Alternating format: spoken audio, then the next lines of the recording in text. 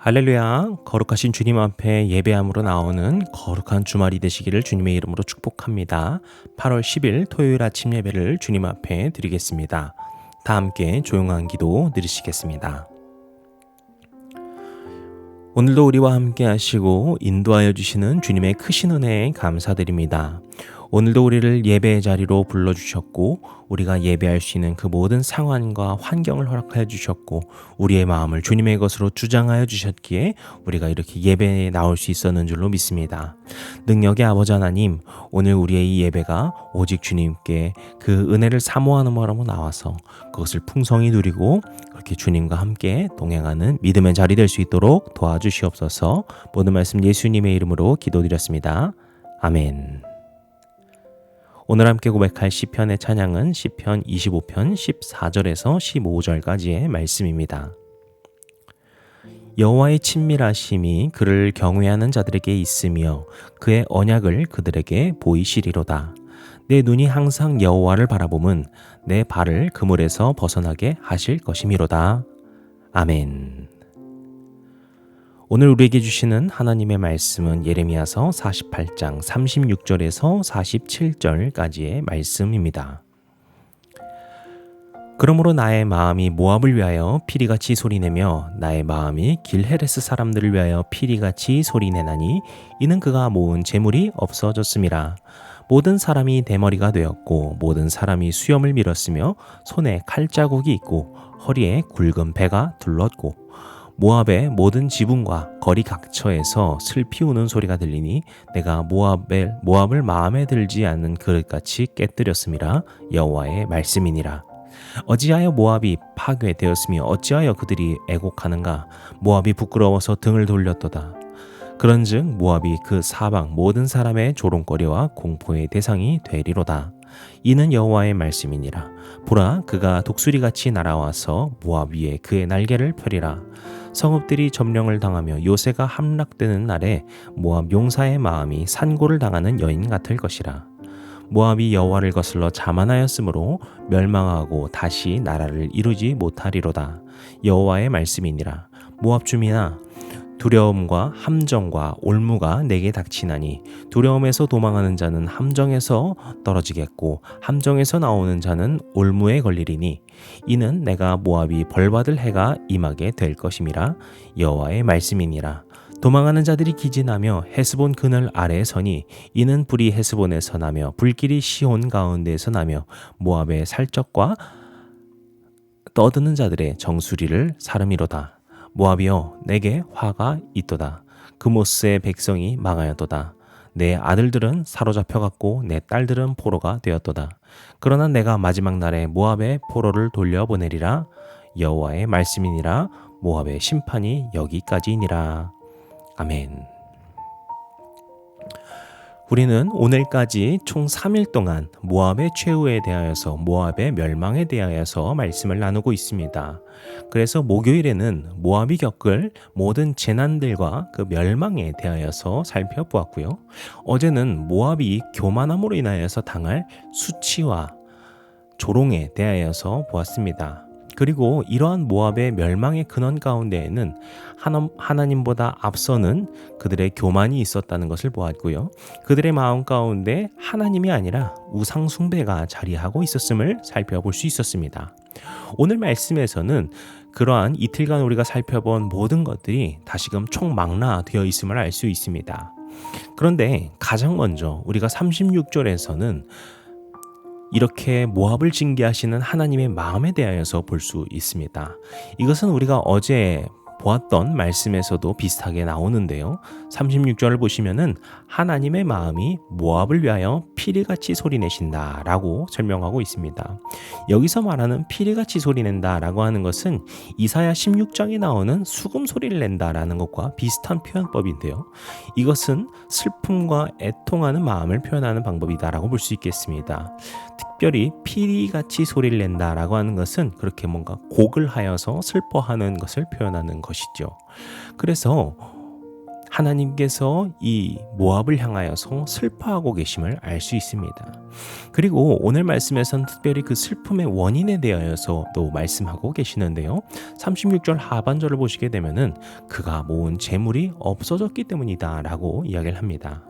여기서 재물이 없어졌다라고 하면은 그냥 뭔가 재산을 잃어버렸나 이렇게 생각할 수 있는 어떤 단순히 가난해서 그런 것인가 혹 그렇게 우리가 생각할 수도 있을지 모릅니다. 하지만 이것은 그 나라가 멸망함으로 인하여서 모든 것이 사라져 버렸음을 의미합니다. 그것을 보여주는 중요한 암시가 37절 말씀인데요. 여기 보시면은 대머리가 되고 수염을 밀고 손에는 칼자국이 있고 허리에 굵은 배를 둘렀다라고 표현하고 있습니다. 이 모든 행동들은 자신들의 슬픔을 표현하는 그 당시의 방법들을 다 망라하고 있는 것입니다. 대머리다라고 하는 것은 자신이 스스로의 머리를 밀었다라는 것이고요. 수염도 그때 함께 밀었던 것이죠. 그리고 손에 칼자국이라고 하는 것은 자신의 손을 핥히거나 쥐어뜯는 것을 말을 하는데 이 역시 슬픔에 대한 표현이고 마지막에 허리에 굵은 배를 매는 것도 성경에 종종 나오는 자신의 슬픔을 표현하는 방법이다라고 볼 수 있겠습니다. 이렇게 자신의 모든 수단과 방법을 동원해서 슬픔을 표현해야 할 만큼 참담한 상황이다라는 것이죠. 그에 대하여서 39절도 보시게 되면은 모압이 파괴되었고 사람들이 애곡을 하고 있다라고 표현을 하죠. 38절에서도 모압의 모든 지붕과 거리 각처에서 슬피 우는 소리가 들린다라고 계속해서 설명하고 있습니다. 그래서 여기에서 말한 재물이 없어졌다라는 것은 자신의 모든 것이 황폐하게 되어서 아무것도 남지 않게 되어서 슬퍼하고 그것에 대하여서 하나님도 함께 슬퍼하셨음을 알 수 있게 됩니다.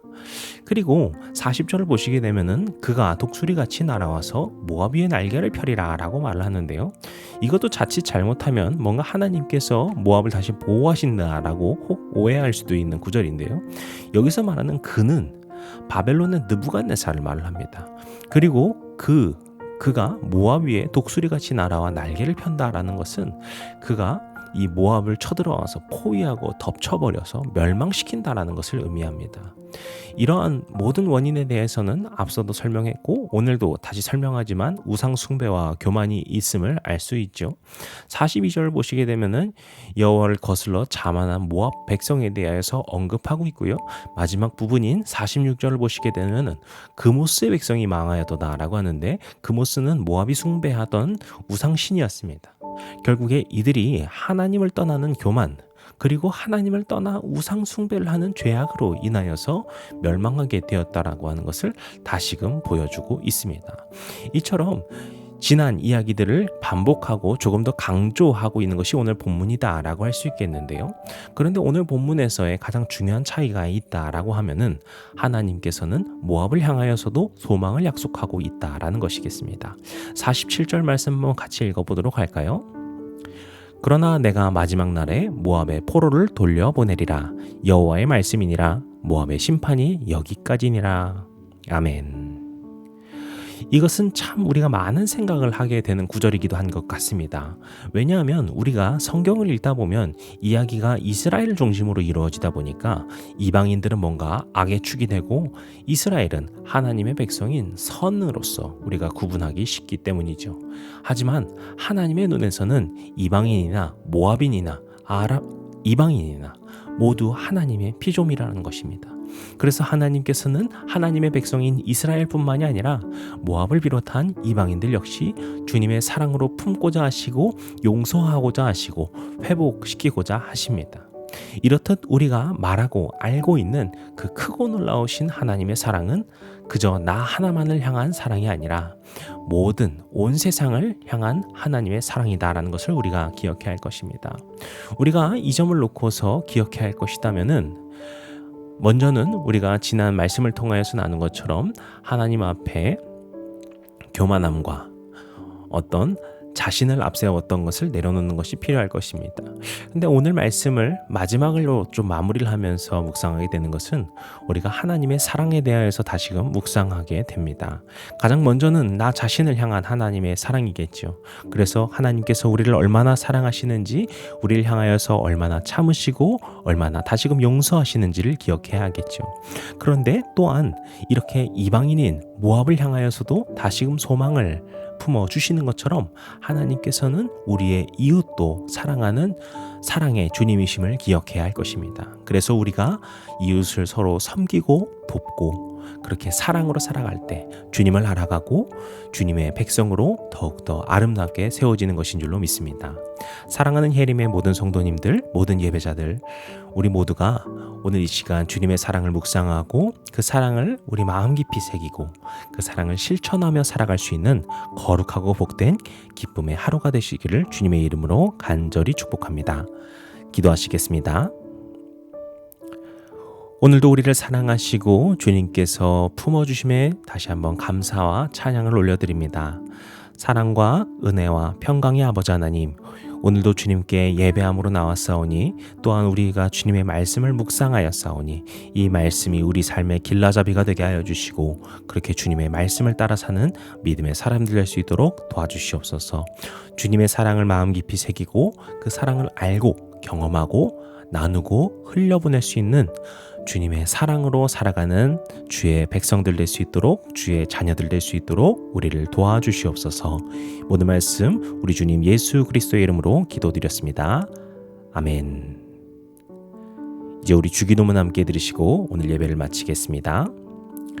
하늘에 계신 우리 아버지여, 이름이 거룩히 여김을 받으시오며 나라의 임하옵시며 뜻이 하늘에서 이룬 것 같이 땅에서도 이루어지이다.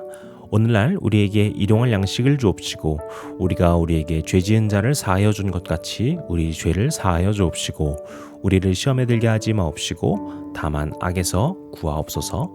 나라와 권세와 영광이 아버지께 영원히 있사옵나이다. 아멘.